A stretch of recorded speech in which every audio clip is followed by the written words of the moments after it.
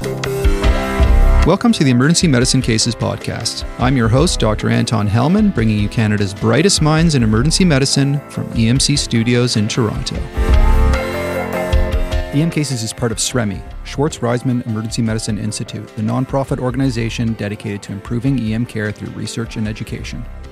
The opinions expressed on this podcast are intended for information and education purposes only and should not be used to diagnose, treat, or prevent any medical condition, nor should they be used as a substitute for medical advice from a qualified practicing physician. This episode is brought to you by Easy Resus, your ultimate support for the first hour of resuscitation. This amazing phone app has drug dosing, treatment algorithms, and procedural aids all in under 3 clicks. Rapid access to life-saving critical info in a user-friendly interface. Try the app for free with the promo code EMCases or visit easyresus.com/EMCases. That's the letters easyresus.com/EMCases. All right, gentlemen, we've done shoulders, we've done ankles, we've done knees, we've done elbows, and we've done hands. The only major ortho extremity injuries we haven't covered on EM cases are wrists and hips, but hips are relatively straightforward. So in this 2-part episode series, we're going to cover wrists and carpal bones. Now, you might be thinking that wrist injuries are also pretty straightforward. But as you'll hear soon, with the blinding brilliance that doctors Matt DiStefano and Arun Sayal will be serving up, there are many nuances in diagnosis and management that significantly affect outcomes. This is commonly missed or mismanaged wrist injuries. Welcome to the show, gentlemen. Thank you very much. Thanks for having us. I note the high expectations of blinding brilliance. All right, well, let's just dive in. Usually we do some cases, but I think for this podcast, we're going to be talking about so many different injuries that we'll just keep it really sweet, simple, and short. So let's say there's a 40-year-old that comes in with a Fuchs-type injury and a dinner fork deformity of the wrist. We're all pretty comfortable with managing a Colles fracture in the ED. But just like any presentation, like chest pain or belly pain, we really should construct a differential diagnosis for every patient with a suspected wrist injury so that we don't fall into any cognitive bias traps. So, Dr. DiStefano, what info do you gather in the history before you construct your initial differential diagnosis for the patient with a suspected wrist injury? You know, all too often we skip the details of the history and jump right to the physical, or even worse, just jump to the x-ray and presume the diagnosis from the x-ray. Let's just go through what you need to glean from the history, not to gloss over, because it will actually help us with our differential, which we want to keep wide instead of that cognitive bias of zeroing in on a diagnosis before we've thought about the other possibilities. Sure, and good point. It's so seductive to go to the x-ray right away. But before you lay eyes on that, you should gather a history like you referred to. And it's really about age-related prevalence of disease. That's everything we do in medicine, right? Our differential is based on the age of the patient combined with their story. And in orthopedic medicine, particularly for trauma, age is about tissue quality. And that's going to help me construct my differential because really I want to know, is their bone good or is their bone not so good? So this 40-year-old guy you're referring to, I want to know, are you diabetic? Do you smoke? Are there any comorbidities that are relevant? If he's really a healthy 40-year-old and he comes in with an obvious deformity, I know already he's had a high energy mechanism, but I'll confirm that by talking to him. And then the rest of the upper extremity history is really based on occupation, handedness, what's your limb dominance, and what do you do for fun? I'm probably going to be a little more picky with someone who's a professional musician and it's their dominant wrist, as opposed to someone who's 82 years old and institutionalized and it's their non-dominant hand. And Anton, I love your introduction because there are pitfalls in our common descriptions of these distal radius fractures. And you mentioned this 40-year-old's coming in with a Colles fracture. And right off the bat, I would say I'm skeptical because most 40-year-olds are going to have good bone quality. And a Colles fracture, almost by definition, is fragile bone with a low energy mechanism that's a transmetaphyseal injury. This 40-year-old with good bone quality and he's going to have a high energy mechanism, the likelihood before you even look at the x-ray is it's going to be intra-articular. And hence it's not a Colles. And I think for framing much of our discussion today, just a reminder that eponyms are dangerous. One of the things I learned in starting working in the fracture clinic, when I saw a patient in emerge before I worked in the fracture clinic, I'd be like, oh, it's a Colles fracture. I just put that label on everything. And then when you go and you see the spectrum of injury, Colles is maybe 60% of distal radius fractures in adults. But we stick the label on it, and that sticks. And then every time you see a Colles fracture, what do we think? Oh, flexion ulnar deviation. And everything flows like the dominoes fall after we put a label on it, but the label might not be correct. So understanding what the spectrum is, it reminds me of Dunning-Kruger. I thought I knew something about emerge ortho before I started working in the fracture clinic. And then once I started working, I'm like, oh man, there's way more to this than I thought. So I totally appreciate you saying take the eponyms off it. There's lots of wrist injuries that a FOOSH can produce, and we're going to get into some of these a little bit later. But let's talk a little bit about the physical exam. There's the point of maximal tenderness that's going to help us narrow our differential diagnosis further. But we need to know our surface anatomy cold to get this right, because there's all those little carpal bones in there that are very easy to forget. For the life of me, I can never remember them, except there is a mnemonic. For those of you who like mnemonics, there are some ones out there that aren't appropriate for podcasts, but the one that is so long to pinky, here comes the thumb. So S is for scaphoid, L is for lunate, T is for triquetrium, P is for pisiform, H is for hamate, C is for capitate, T is for trapezoid, and T is for trapezium. Dr. Sayal, could you just run through for us some of the key points of the surface anatomy that we really need to know for these carpal bone injuries? I do urge our listeners to palpate their own hand while they're doing this, unless they're driving, of course. And we'll have some great pictures in the show notes to go along with as well. Yeah, I think this is really important because when somebody has a fall on their outstretched hand, the differential is fairly wide.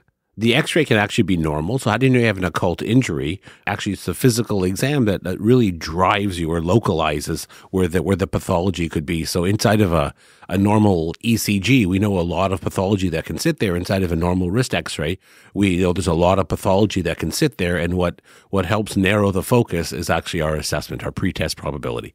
And a very important that from a physical point of view is their point of maximal tenderness. So not just A, they're tender. Not just B, they have a point of tenderness, because what happens sometimes is we find a point of tenderness and we stop examining them. So we examine somebody, oh, they're tender in their snuff box or they're tender in their distal radius, and then we stop the exam. But it's actually a point of maximal tenderness. And to be maximum, you got to compare it to all the other points, because that patient may be sore in their distal radius, but they're also sore in their fifth metacarpal. And if you don't recognize that, then when on the x-ray, you only look at the distal radius, you don't look at the fifth metacarpal, and you miss the second fracture. So this is one of the key points about, you don't know how many places are actually injured. So it's not just finding a point of tenderness. It's really important to remember you're trying to find the point of maximal tenderness. Ask the patient where it hurts, examine it last. Remind yourself to examine the rest of the wrist first, and then you can go touch the painful area.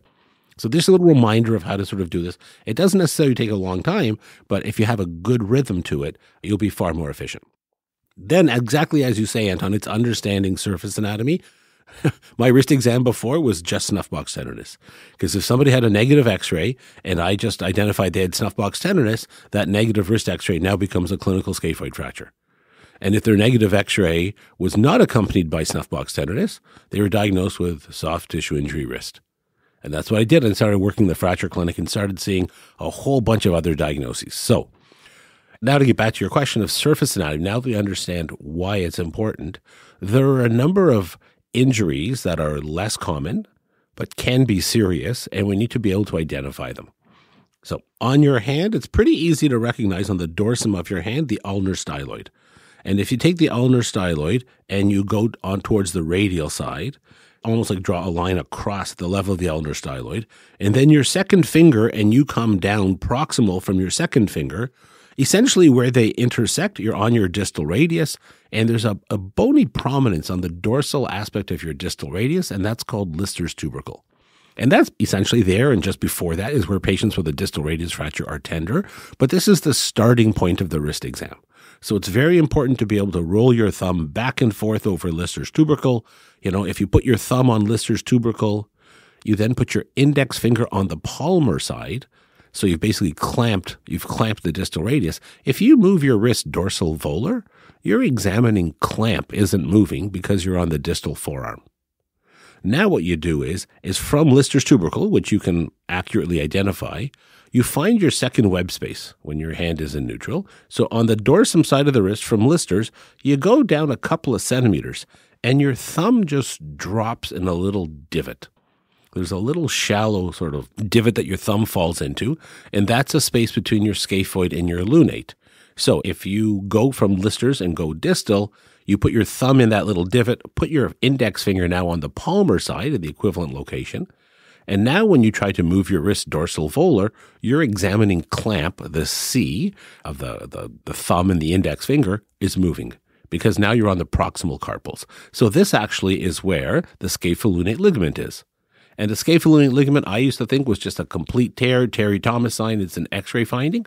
It's actually a clinical finding. And you can have a little stretch of it, you can have a partial tear, or you can have a complete tear. There's a spectrum of scapholunate ligament injury, and they're all tender at that spot. But if you never touch it, you never find it. The other important thing on the dorsum of the hand while we're still here, you take your fourth finger and you come down. Take your fourth finger, come down proximally. You can identify your ulnar styloid. So just distal to your ulnar styloid, fourth finger down. The tendons of your hand need to be relaxed, and there's a small little divot, and it varies from patient to patient. But fourth finger down, just distal to the ulnar styloid, same level as scapholunate ligament, like at the proximal carpals, that little divot is the triquetrum. And if you're tender in that spot, you can predict the patient has a triquetral chip fracture. And then you have to look on the lateral x-ray for that little small chip off the proximal. But that's predictable on history and physical. So those are two things on the dorsum of the hand that'll guide you. We are all fairly aware of snuff box tenderness, but there's a little art to the snuff box as well. So if a patient hikes up their thumb, you can create the snuff box, and then we tend to palpate in that space. But when the patient hikes up their thumb and they create, you can see the snuff box, what actually happens is they're radially deviating their wrist. And the proper way to examine for snuff box tenderness is actually with the wrist in ulnar deviation. So if you ask them to hike up their thumb, they're putting the wrist in sort of the opposite position than you would want. So when you put the wrist in ulnar deviation, the scaphoid rotates under the snuff box, and you're actually palpating the scaphoid, the distal, middle, and even part of the proximal pole of it. But if you put the wrist in radial deviation, the scaphoid rotates, and the scaphoid rotates into a garage, and now all you're palpating is the distal part. So the way to examine for snuff box tenderness is actually palpating the snuff box, but the wrist in ulnar deviation. Maybe, if you palpate your own snuff box, it might feel a little uncomfortable.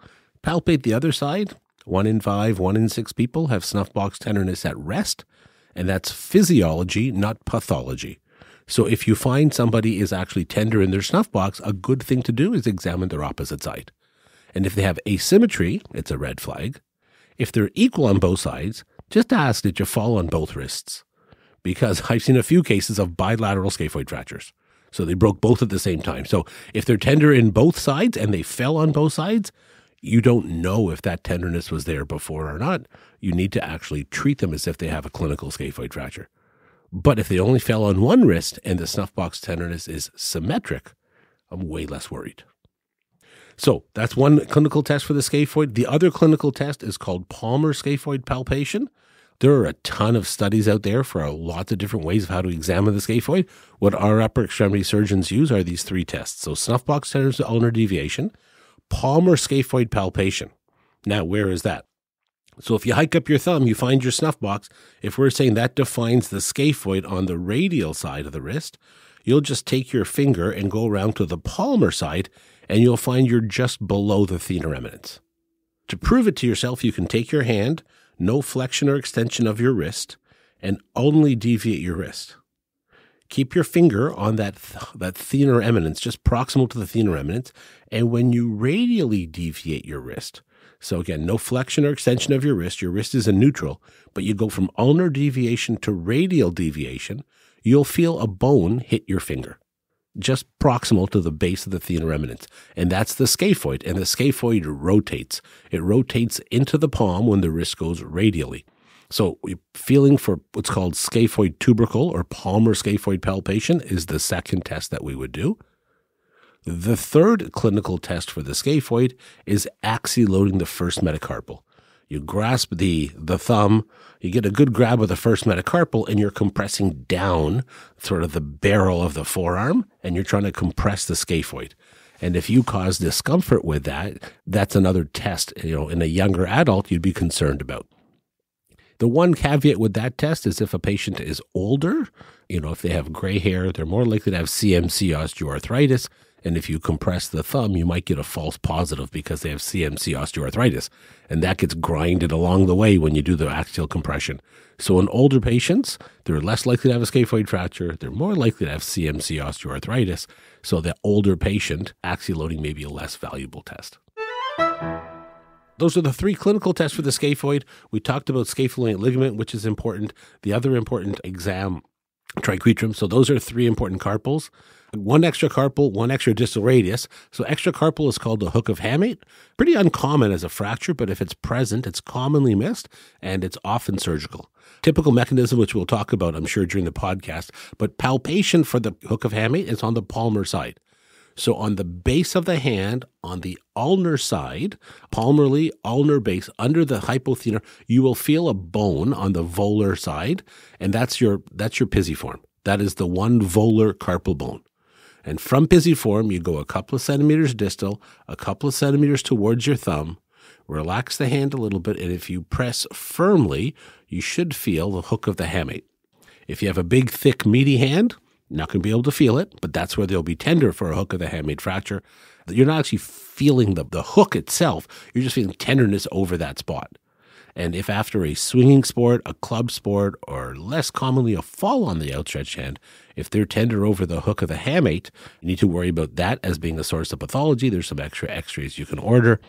And then the final thing that I would tell you, we talked about distal radius, is on the ulnar side, we often forget the ulnar side of the wrist, and it's called the DRUJ, the distal radio ulnar joint, DRUJ.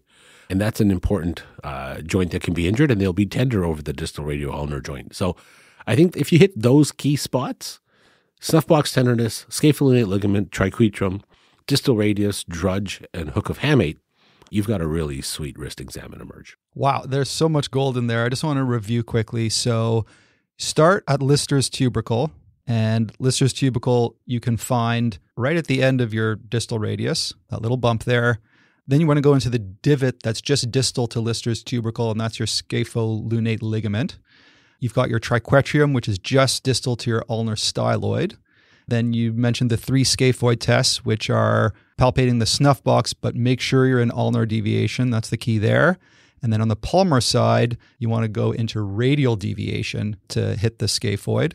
And then the axial thumb loading, mainly in young people, and check the other side.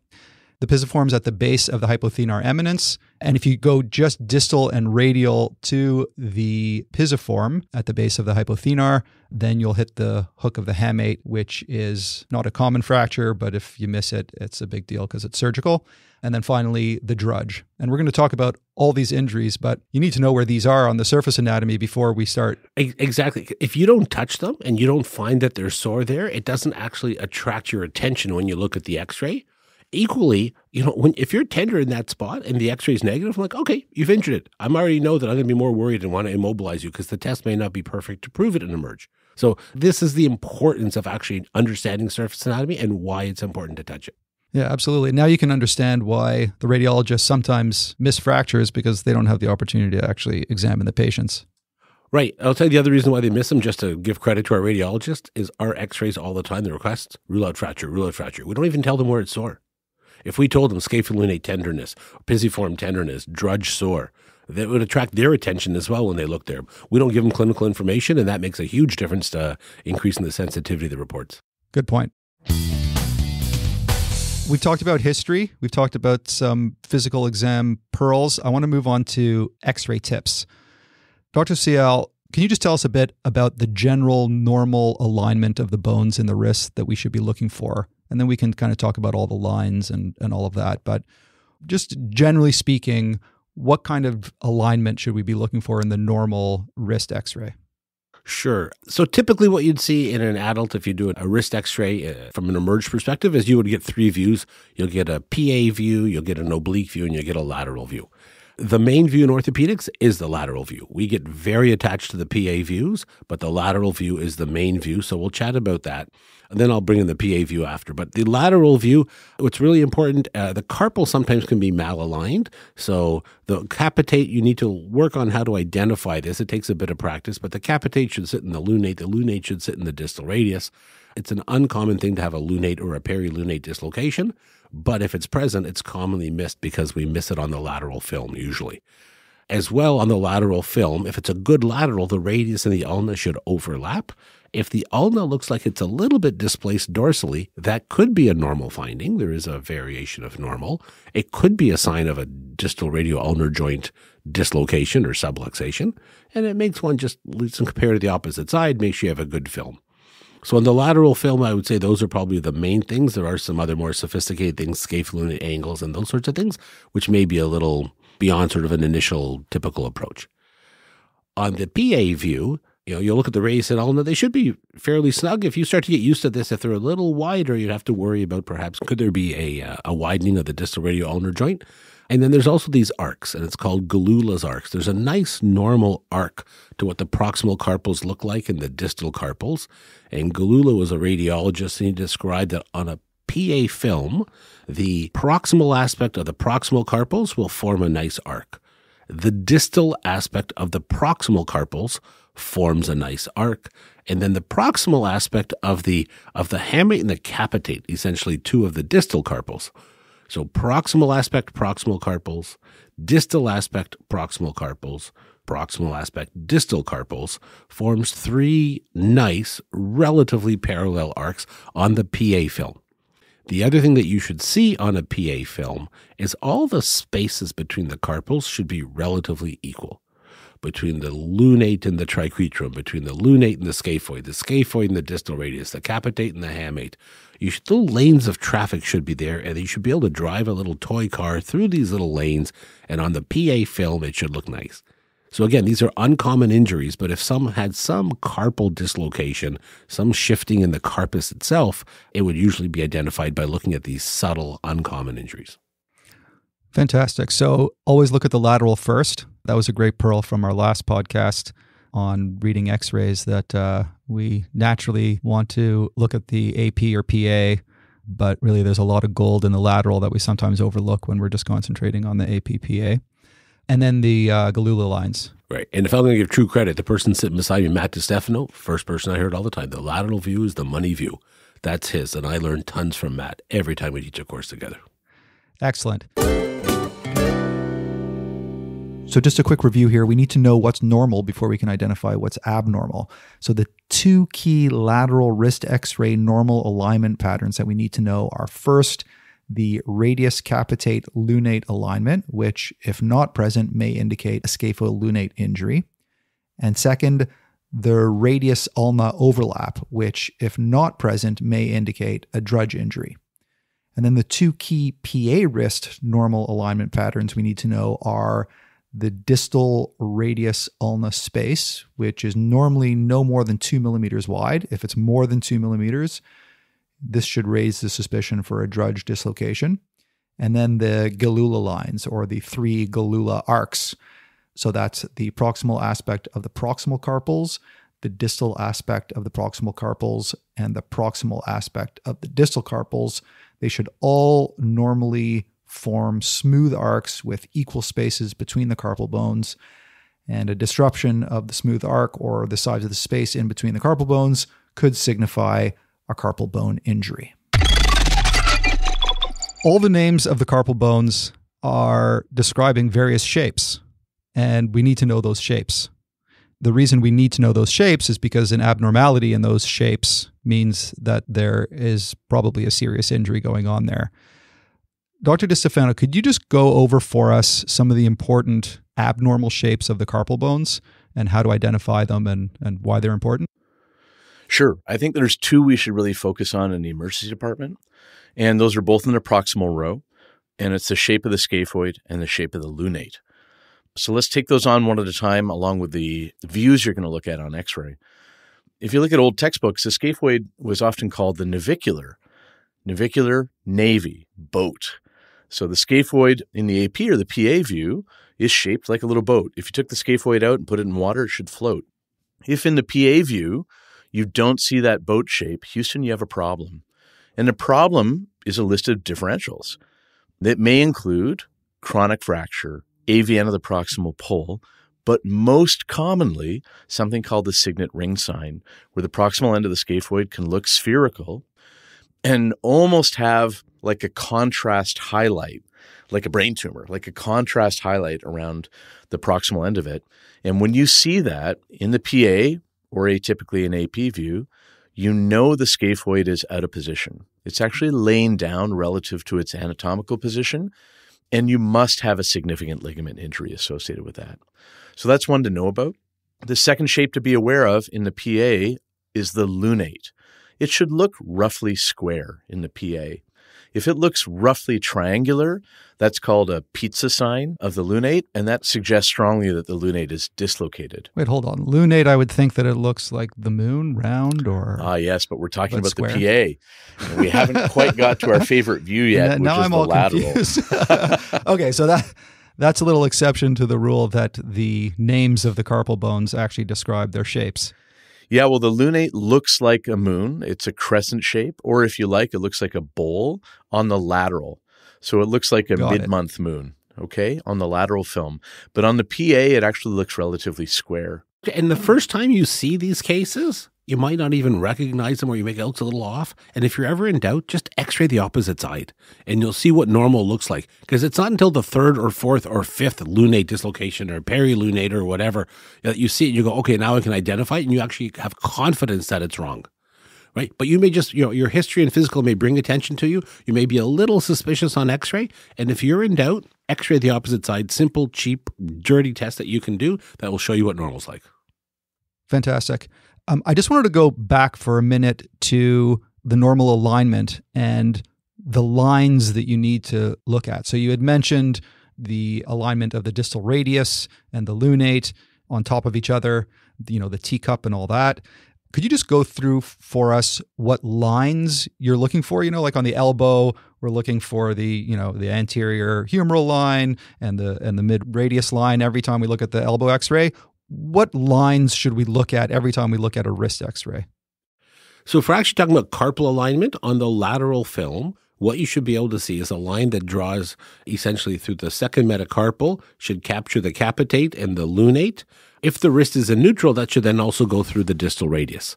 What happens is if one has a lunate dislocation, that's often, almost always, it's volar. It's called the spilled teacup sign. And when you draw that line in the lateral, the lunate is slipped into the palm. And you see that it's not collinear in this line. If one has a perilunate dislocation, the lunate articulates with the distal radius, but the capitate is not sitting in the lunate. And now it looks like the capitate is off. So this is why on the lateral film, this is it. But one more thing that should draw your attention to it, and it goes back to the earlier case of this is a 20, 30, or maybe a 40-year-old who has a fall in the road. These lunates and perilunates don't occur in pre-teenagers and rarely would occur in older patients. Because a pre-teenager, if they have such a significant force, will break their distal radius because they have weak bone. The older person will more likely break their distal radius because they have osteoporosis. So the age-related prevalence that Matt talked about before, lunate, perilunate dislocations, this is far more likely in the young adult with a significant force. They have good quality bone, distal radius doesn't break, and then the force goes through the next links in the chain, which are now the carpals. So these carpal injuries, scaphoid, scapholunate ligament, lunate dislocation, perilunate, way more common in young adults than they are in young children or old adults. A word from our sponsor, Metricade, the experts on scheduling systems. Since 2015, I've been using Metricade, the incredible self-scheduling system that has made my life and the lives of my colleagues so much easier. Metricade can really help minimize the drawbacks of shift work we all know so well by not only ensuring equitable distribution of shifts, but also integrating circadian rhythm-friendly recovery time into their algorithms. They minimize my sleep deprivation, which allows me to be a better EM doc on shift. I can take better care of my patients and still have energy left after my shifts to enjoy other aspects of my life. Check out metricade.com/EM cases for more details on how this awesome scheduling system works. Let's go back to just our run-of-the-mill Fuchs injury and distal radius fracture, and talk about why are these sometimes more complicated than just a straightforward distal radius fracture. I think the way you framed the question was great. And it's because we're still focused on the distal radius fracture, right? That's what's in our head. When we look at the deformity in the wrist, that's what we see, our sort of reductionist mindset again. And when we go to the X-ray, we focus on the broken distal radius to the exclusion of everything else that's around that and connected to it and mechanically works with it. So one thing I think is helpful when I'm teaching residents, they all know a Galeazzi fracture. Okay, they at least know the name. They may have a handle on it. Oh, that's a paired bone injury. So one bone's broken and the other one, what happened? Oh, yeah, it was dislocated. Okay, so it's the distal third of the radius that is fractured, and it's dorsally angulated. It's hugely dorsally angulated, so it must disrupt the distal radial ulnar joint. Okay, that's Galeazzi, as described. Take that idea and just apply it to the dorsally angulated distal radius fracture. And in your mind, you should say, every angulated distal radius fracture is really a mini Galeazzi. If it's angled up, dorsal, it must disrupt the distal radial ulnar joint to some degree. And in fact, for everyone listening that has reduced a distal radius fracture, you have also, by definition, reduced the distal radial ulnar joint. Okay, so that's just one example of paired systems, things that are connected to that distal radius fracture. But what does the literature tell us? 1/3 to 1/2 of distal radius fractures have an associated intercarpal ligament sprain. So now things get more complicated. But it makes sense. Arun was referring to things going up the chain, energy going up the chain. If it doesn't break one thing, the energy doesn't just disappear. It goes up the chain and must affect another structure. When you have a Fuchs injury with reasonable energy, it's not like the only thing that magically in isolation got injured was the distal radius. There's a whole chain of other structures that also absorb some of that energy. And so we just need to open our eyes and our minds to all the other stuff that's in this anatomically dense structure that also sees some of that energy. Now, Anton, you can come back to me and say, Matt, so what? What are we going to identify those things? Am I going to say there's a second-degree sprain of the ligament between the lunate and the triquetral bone associated with distal radius fracture? And I would agree with you, Anton, in your skepticism and say, look, I'm going to reduce the distal radius. They're going to be immobilized for 5 to 6 weeks. And during that immobilization, that intercarpal ligament sprain will also heal. So by putting people in a cast, we're treating a lot of stuff. I think it's just reasonable to be mindful about the continuum, the collection of the injuries that are associated. And I've just named 2 of them to keep in our emerge mindset. And I would just also add to that they often talk about like geography as destiny. So a patient gets sent to the fast track or ambulatory care and you're like, okay, it's just a wrist injury. Go back and just make sure was it a mechanical fall versus a medical cause for the fall. Make sure there's no other injury. Go up the chain, start at the shoulder, clavicle, work your way down. They could have a radial neck fracture. Maybe they fell and injured the other wrist. And then, in our worst case mentality, before you send them for x-ray, look down at skin. What if it's open?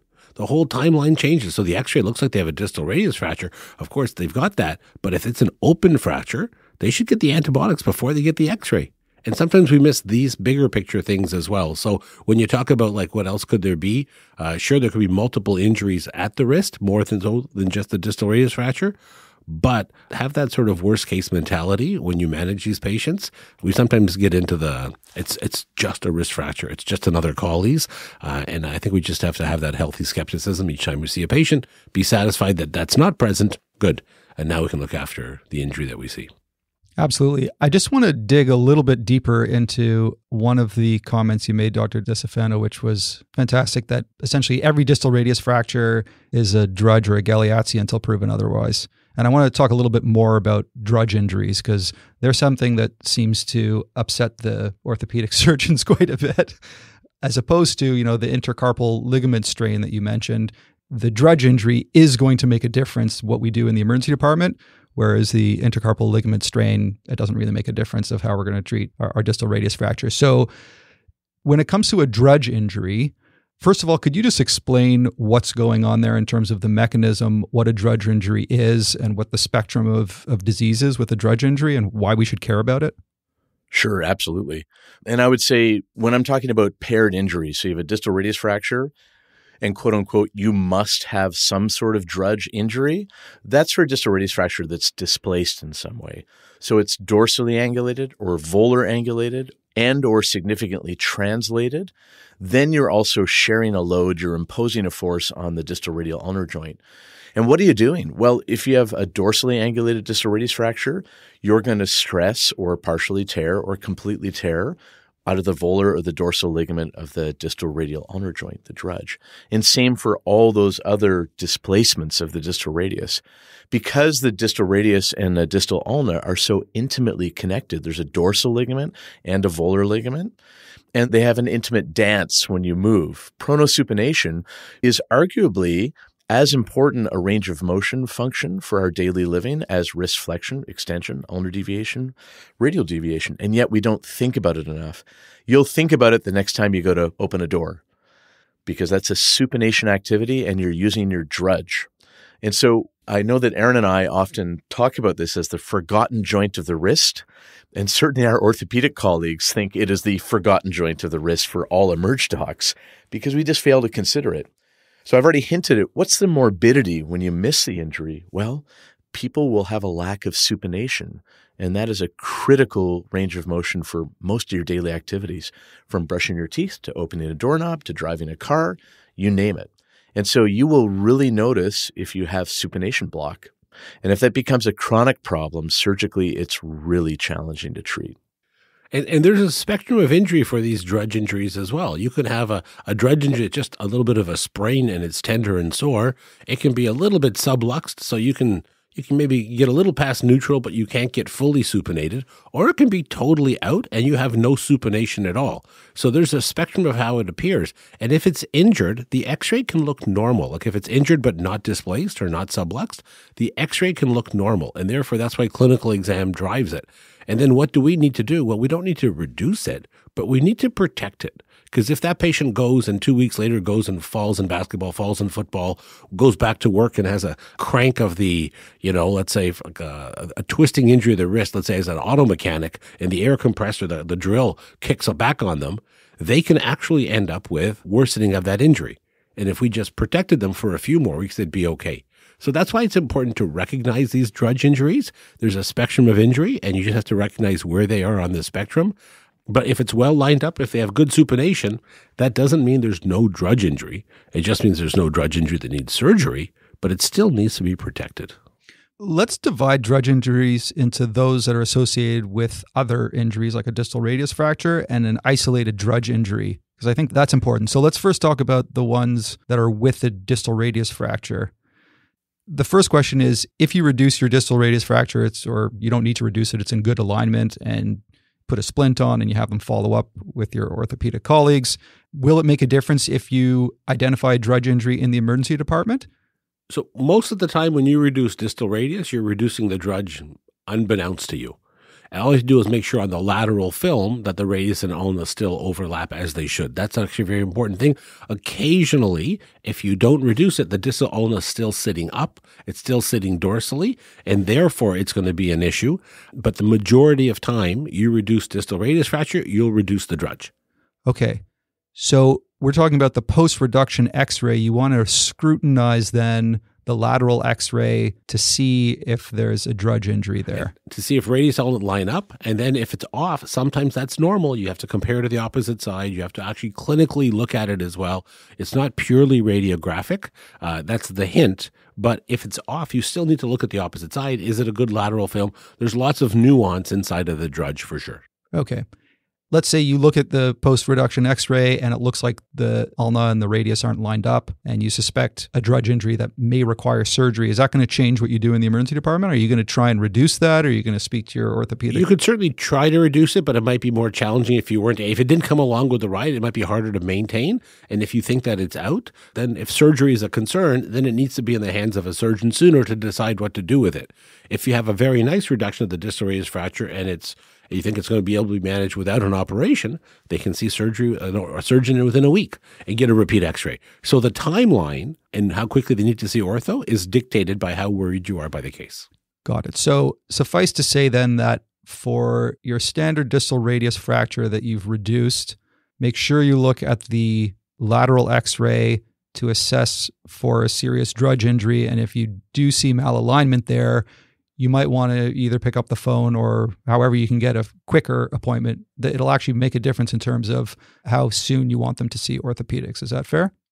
Yeah, that's fair. Before we get onto the isolated DRUJ injury, I just want to talk a little bit more about the fractures that are associated with the DRUJ, because it's my understanding that it's not just the distal radius fractures that can involve the DRUJ. So could you just go over for us the other fractures that we have to think about DRUJ for? So DRUJ injuries can occur either with a fracture or in isolation. The ones with a fracture most commonly are fractures of the distal radius. If it's a fracture of the middle shaft, or classically the distal third, that's called Galeazzi, which Matt referred to earlier. But it can also occur with a radial neck fracture. So Matt also commented on the paired bone system. And essentially what happens is you have a fracture of the radial neck. There is tenderness along the interosseous membrane. It's a membrane that connects the radius and the ulna, and then the force exits at the distal ulna. So if you want the equivalent in the lower leg, that's Mismanaged. That's a force that goes up the interosseous membrane and comes out the proximal fibula. This is essentially the same idea. The force comes down and it splits them. So basically the point being is that if you have a fracture of radial neck, mid-shaft radius, distal radius, just examine, just touch the DRUJ and get used to examining it. All right. Any fracture of the radius, think DRUJ, examine for it, look for it on the lateral x-ray. And if you suspect more than just a strain of the DRUJ, you might want to just get a quicker appointment with orthopedics. Let's now move on to isolated DRUJ injuries. And, this, I think most of us would end up calling this, soft tissue injury wrist, but some of these actually require surgery. So Dr. DiStefano, could you go over for us the DRUJ injuries that we really need to be able to identify and get to an orthopedic surgeon? Sure, Anton. It's really about the DRUJ stories. And those stories involve forced pronosupination. And that's really the important thing to remember. You can now construct a bunch of scenarios where that might happen. So like Aaron was talking about, a mechanic using power tools, impact guns, things that create a lot of torque. And if they get stuck or they fire at the wrong time, they can twist the forearm very suddenly and they can stress the DRUJ. Motor vehicle collisions where people are holding onto the steering wheel desperately while having some steering angle in it. So they're in some position of pronosupination and then they strike something and then the steering wheel yanks the hand. People that are carrying relatively heavy loads in relative pronation. So they're not carrying a load, for instance, with their hands under the box, with the palms up in supination. That's stable for the DRUJ. But they're carrying a box on the side with handles with their wrist in neutral or slight pronation. Now you've put the DRUJ in a bit of a risky position. It's less stable. It's less strong. And a bigger load gets put on that box, or you trip and stumble and you hear a pop or you feel a pop in your wrist. I hear that story. That's a DRUJ injury. I almost don't even need to examine that patient. So we just need to be sensitized to these narratives, these stories that really clearly tell, hey, this person's had a DRUJ injury. Forced pronosupination to some degree by an external mechanism. Fantastic. So that's the history. What about the physical? I mean, we know where the DRUJ is. I've heard before, I think Dr. Sayal, you said something like pronation, supination of the wrist is one of the most underutilized physical exam tests that we kind of forget to do supination, pronation against resistance. So could you just go through for us what you'd look for that person, let's say, that had a sudden supination, pronation history? What are you going to look for on the physical exam? Yeah, I generally do 4 things with those patients. And one of those 4 things I do in every wrist patient. And you're alluding to that already. And that's the pronosupination handshake. So I just support their elbow with one hand and I shake their hand with my other hand. But rather than shaking up and down, I shake in pronosupination and twist. And I just look at their face and I can see if that's comfortable or not. So that's a really good screening test. Then I want to see them show me active range of motion with both wrists, both forearms, and show me that you can get to full supination, palms up towards the ceiling. Because if you can demonstrate complete active supination that's symmetrical, you may have a DRUJ sprain, but it's minor. It's going to be a grade 1. So if I put those 2 screening tests together, that lets me know if this person has a problem or not. Now, if they got a problem, so the pronosupination handshake is provocative, they're uncomfortable, or in their active range of motion, they can't get to full supination, then I'm going to do two things. Number one, I'm going to palpate the DRUJ. I'm going to put my finger on the dorsum of the DRUJ. Of course, you really can't palpate the volar surface of the DRUJ because it's buried underneath a lot of stuff. You can compare to the other side, and like Arun was referring to, you can see if the ulnar styloid is more prominent. But here's where I think the money really is on physical exam, and that's to shuck the DRUJ. Firm grab of the distal radius so you have your hand on it, then pincer with your thumb and your index finger, the ulnar styloid, and stress it, shuck it, volar to dorsal, and see what the movement is. Everybody's going to have some glide. What you're interested in is, do they have a firm stop with volar stress and a firm stop with dorsal stress? Then compare it to the other side. Is that what's sometimes referred to as the piano key sign? Well, the piano key sign would be that the dorsal ligament is completely blown and that the ulnar styloid appears to be up relative to the distal radius. I'll come back to my careful choice of words there in a moment, but that's an overtly grade 3, completely blown dorsal ligament, dislocated DRUJ. When it looks like the ulnar styloid is up dorsally relative to the radius, you can push down on that distal ulnar styloid and you can reduce it. And it's like pushing down on a piano key. When you release your finger, the piano key springs back up. When you release your finger from the distal ulna, it springs back up. And that's an overt distal radial ulnar joint dislocation. So that's a grade 3 ligament, complete tear of the ligament. When I'm talking about the shuck test, Anton, this is more about what Arun was talking about, like nuance. I'm not looking for a complete dislocation. I'm looking for something that's injured, subluxed, provocative, and I'm gaining some feel for that relative to the opposite side. I think that, we've all discussed this before in our previous podcasts, that this game of MSK medicine, it's a tactile sport.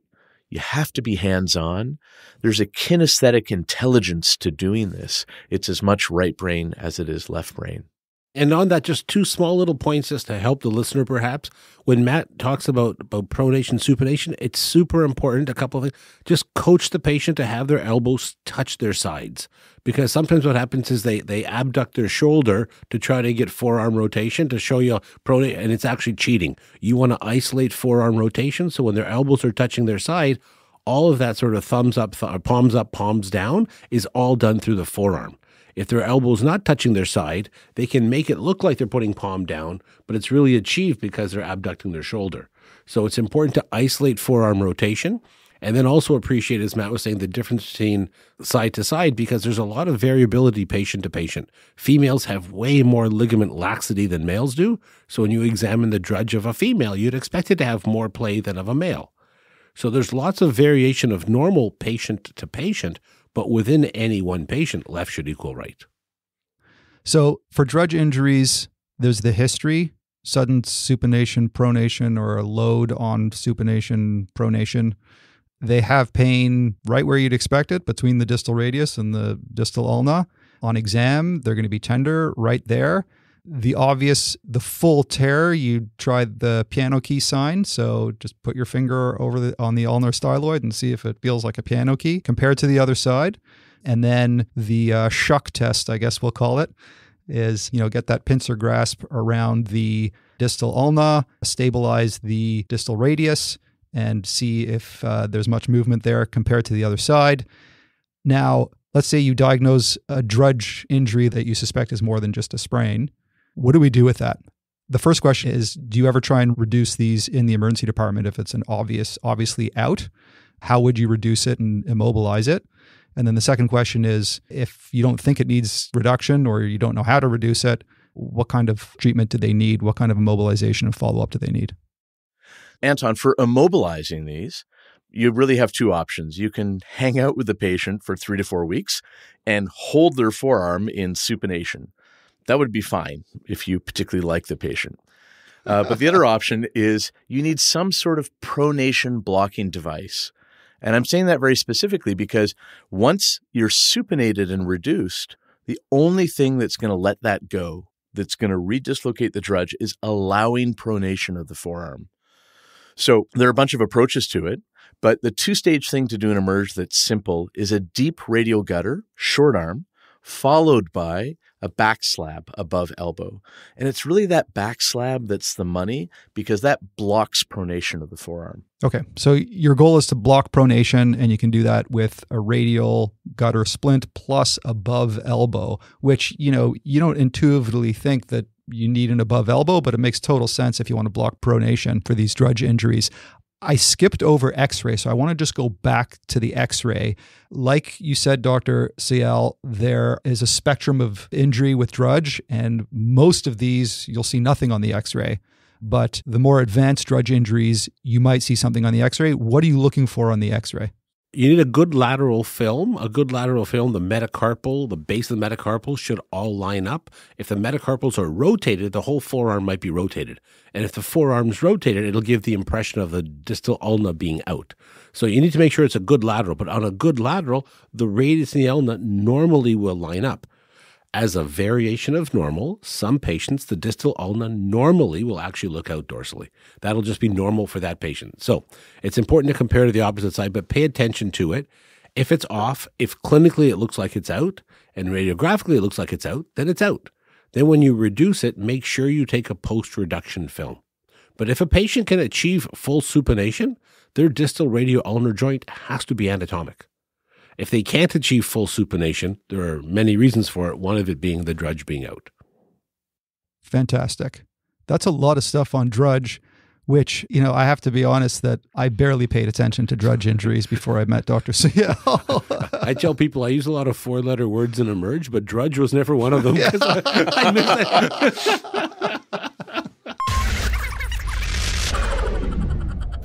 And now a word from one of our sponsors, Easy Resus, your ultimate support to save lives during the first hour of resuscitation. Picture this. You're faced with intubating a seizing child, managing a peri-arrest patient with a beta blocker overdose, or resuscitating a breathless premature newborn. Calculating doses, setting up drips, choosing the right equipment, and remembering each step can be overwhelming. Easy Resus changes the game. Download Easy Resus today. Use promo code EMCases, that's one word, EMCASES, to get your first 2 months free, or visit easyresus.com/EMCases for more details. And Easy Resus is EZRESUS. We've learned a ton so far about constructing our initial differential diagnosis from the history and the physical, some pearls there, some x-ray interpretation pearls. We haven't left the wrist yet. There are 2 more wrist fractures that I'd like to discuss, and those are Barton and Smith. Let's start with Barton. So, Dr. Sayal, what is a Barton fracture, and how is it different, and why would we care that it's different than a Colles fracture? So Barton's fractures are completely different than Colles fractures and Smith's fractures. Be careful of the eponyms, and we just want you to appreciate the difference. So a Barton's fracture has 2 varieties. It can be a dorsal lip of the distal radius fracture, an interarticular fracture that you see on the lateral film. It's the dorsal lip, that's where the fragment is taken off, or it could be the volar lip of the distal radius. So one can have a dorsal Barton's, one can have a volar Barton's. These are adults. These are not in children with open growth plates. So when you have this, also as a general principle, that why the lateral view is so important, if one has a fracture where they fall on the back of the hand, it's the flexors that pull on it. Anything that's on the volar side or the flexor side is going to be far less stable because our flexors are way stronger than our extensors of the wrist. They're a much greater deforming force. So therefore, if you ever see somebody has a distal radius fracture, you just see it on the lateral and it's just on the volar lip. That's called a volar Barton's, a very unstable fracture. If it's not in good position, you can try to reduce it, but it's very hard to maintain. Almost always these will be surgical. If it's displaced significantly as a volar Barton's, often the carpals are subluxed volarly as well. So it almost looks like a reverse dinner fork is what it sometimes looks at when you look at it. And in fact, all those carpals are down volar. So again, a very unstable pattern. How we mold that in the emergency department is we try to reduce it and mold it in extension.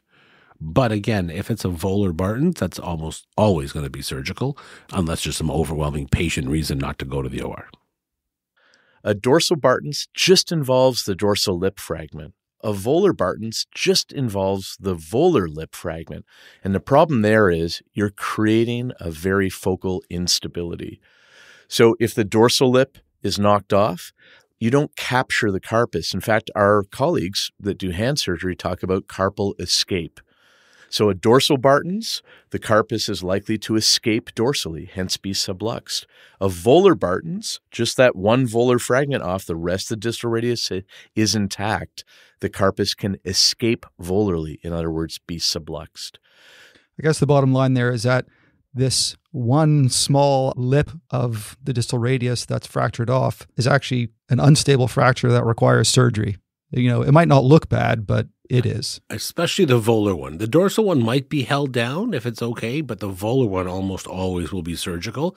And again, it's the importance of the lateral film and recognizing which is the volar side. Like the lateral film is the main view in orthopedics. Okay. So talking about volar, let's move on then to Smith's fractures. So I've seen this multiple times where we're racing through patients and you take a quick look at the lateral x-ray and you see that there's a distal radius fracture and you assume that it's a Colles and you start reducing what you think is a Colles and it's actually a Smith. So you're actually pushing it into a worse position and then you're immobilizing it improperly and that's not good. So I've seen that more than once. Let's just go over what is a Smith's fracture and how are you going to treat it differently than a Colles fracture or a Barton's fracture? Sure. So with a Colles type fracture, we talk about fall on outstretched hand. When the patient falls, their outstretched hand hits the pavement, whatever they hit as a ground. And then what happens is the force comes from the volar side and gets driven up dorsally. And that's why the distal fragment is dorsally tipped. With a Smith's type fracture, the force is the opposite. A patient falls on the back of their hand. So it's actually great to ask from history. If you just ask the patient, did you fall on your outstretched hand? Everybody says yes. But if you say, I know you injured your left wrist, show me with your right wrist how you fell. If you ever see them with their hand kind of curled back, like they're falling on the back of their hand, that's a red flag that this could be a volar Barton's, this could be a Smith's. This is a way worse injury because it's now being directed down to the flexor side or the volar side.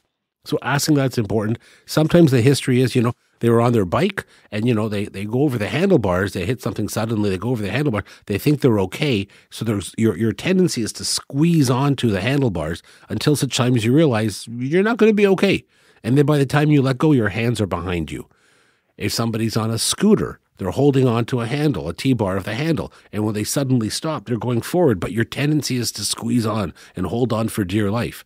If you were on a skateboard and you fell, you'd put your hand out right away to protect you. But when you're on a scooter, so that mechanism, that little bit of a history is super important. Sometimes somebody going over a horse, they're holding onto the reins of the horse and their hands are stuck behind them before they let go. So the history part's really important. On physical exam, just seeing the deformity, it's not a dinner fork, it's a reverse dinner fork. And then you can go look at the x-ray. And when you look at an x-ray, lateral view is the main view and learn to put the lateral view horizontal with the thumb down all the time. Every time you see a wrist x-ray, if you do this, you will start to identify these fractures where the force comes from dorsal to volar. And if it's the flexors that pull on it, because it goes dorsal volar, the flexors are the deforming force, you're just going to have increased concern for this fracture. That's a great description of the mechanism, the physical, and the x-ray. So how are these going to be managed in terms of reduction in immobilization? What are you going to do for these Smith's fractures? Anton, the first step is to recognize what you have. And this is a fracture that goes down or volar angulated. And I'm being a bit pedantic about saying that because in your mind, you're thinking, oh, my immobilization strategy has to oppose the personality of the fracture. If the fracture goes down, the cast should go up. And that's key to say to yourself, even if people look at you like you're crazy in the emerge, you can be wandering around muttering, fracture down, cast up, fracture down, cast up, to remind yourself this needs to be casted with the wrist in extension. Notice I haven't said anything about molding. We're just talking about position. The position is wrist in extension because that opposes the personality of the fracture. Unlike a Colles type fracture, we're not going to mold this one. Ask yourself why. What's the soft tissue over the volar surface of the distal radius? Do I really want to have a dent over my median nerve? Not a good idea. So the Smith's fracture is held or maintained simply by position, wrist extension, and then you're going to go above elbow. You're going to go above elbow to lock out what we discussed before. You're going to lock out pronosupination, which is a deforming force for this type of injury. What a great little pitfall there. I'm not sure that I was ever aware of that you don't want to mold a splint for a Smith's fracture because you really don't want to cause an acute carpal tunnel syndrome. What a great pearl there. Amazing. So again, a Smith's fracture, you want to reduce it by wrist extension. And when you're immobilizing it, immobilize them in wrist extension and above elbow splint. Also appreciate that these fractures are much more likely, even if you get a nice reduction, they're much more likely to be surgical because the natural history is it's hard to maintain. Even if you have a good reduction, they should see a surgeon sooner than if you had an equivalent, let's say, Colles type fracture that you fall up in a week, no problem. But Smith's fractures are much more likely to be surgical. Yeah, actually, that brings up a not that uncommon myth out there that I used to hear that for a Smith's fracture, there's no point in trying to reduce it in the emergency department because they always slip and they're going to need surgery anyways. So that's a myth. You should try and reduce it in the emergency department. So even if you knew it was going to the OR, there are multiple reasons to reduce it. Less pain, less swelling, less likely to stretch nerve, artery, vein. As well, there are some patients who just refuse surgery. Even though, in the Canadian system, there's no charge for it, some patients are terrified of surgery. They go, I don't want surgery. So they make the decision not to. And if you don't reduce it in the emergency department, you impair their ability to get as good a function as they possibly could. So there are many reasons to reduce it, even if they're going to the OR. You're protecting the soft tissue. Just a quick announcement before we get to the home stretch. As you probably know already, EM Cases is free open access. Not just the podcast, but the show notes, the POCUS videos, the rapid reviews videos, the Q&A Pearl of the Week, the Just for Nuggets, the Quiz Vault, the entire EM Cases learning system. And it costs a lot of money to keep EM Cases cruising along, $20,000 a year, in fact. Some medical education podcasts were once free open access and have switched to a subscription model. Others have been subscription model for years. But we've decided to stay free open access. So in order to ensure that we stay free open access into the future, we've added a donation button to the EM Cases website, to the Facebook page, the Instagram page, and in the podcast feed. If you've been soaking up free EM Cases goodness for a while, or even if you've just started listening to EM Cases and you're feeling generous or want to show your gratitude this holiday season, please consider clicking that donate button or that donate box. It's in the right top corner at the EM Cases website. We've made it quick and easy to give as little or as much as you want. Thanks so much for your support. All right, back now to the home stretch of wrist injuries. All right, we're nearing the end of part one of our two-part series on wrist and carpal bone injuries. Let's just take turns here. If there were any other pearls or pitfalls when it comes to wrist injuries, what would they be? We'll be talking about carpal bones in the next part, but when it comes to wrists in particular, distal radius, DRUJ, we've talked about Smith's, Barton's, any other wrist common pearls and pitfalls. Dr. CL? When we see these patients, we basically put carpals and wrists together. So in the bigger picture, what I would say is just think about age-related prevalence as Matt mentioned at the outset. So if you're a pre-teenager, way more likely to have distal radius, way less likely to have a carpal injury. If you're an older adult, way more likely to have a distal radius fracture, way less likely to have a carpal injury, though it is possible. It's way less likely. And then in the young adult, this is where you're really going to shine if you really pay attention to their surface anatomy. Because in the younger adult, it could be distal radius, it could be any of these carpal injuries. And with that in mind, once you know what the carpal injuries are, do a history, do a physical, think of age-related prevalence, and then the x-ray becomes a much better, much more useful tool to use in the emerge. Yeah, three things. And I'm going to go in increasing order of nerd here, Anton, if that's okay. First of all is, I think the distal radius fractures, we have to consider the forgotten joint and the forgotten structures.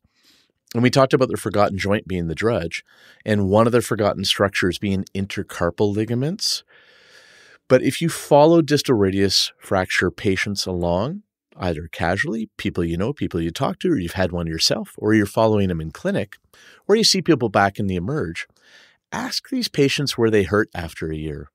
And almost all the distal radius fracture patients that have healed, either conservatively or surgically, will have residual, nagging, annoying, ulnar-sided wrist pain. And that's a hint that they have a TFC tear associated with their distal radius fracture. A TFC. What the heck is a TFC? It's the first cousin of KFC, but it's not chicken. It's the triangular fibrocartilage. All right, this is brand new to me, so you'll have to slow down on this one. A TFC. What is a TFC and why should we care about it? So in that little black space, ironically shaped like a triangle that exists just distal to your ulnar styloid on the X-ray. So when we're looking at our PA views and we're looking at the carpus and we're looking at the distal radius and the distal ulna, sometimes we sort of blank out on this dark space of vacuum, the black hole in the wrist. What's in that triangular space? It's actually the meniscus of the wrist, if you like. In the same way there's a meniscus in your knee that exists in that black space, that joint space on the plain films.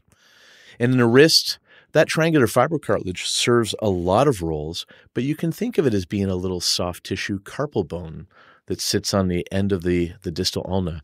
And again, if you have enough force to break your distal radius, particularly if you're going to displace it in some way, there's a good chance that force is shared by the TFC, and it can have a partial tear in it in the same way you can have a tear in your knee meniscus.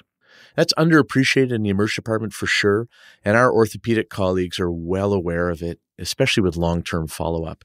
So that's just something to think about, to add to your anatomical knowledge, and again, to open your eyes and see the world beyond just the broken bone, just the distal radius fracture. Cool.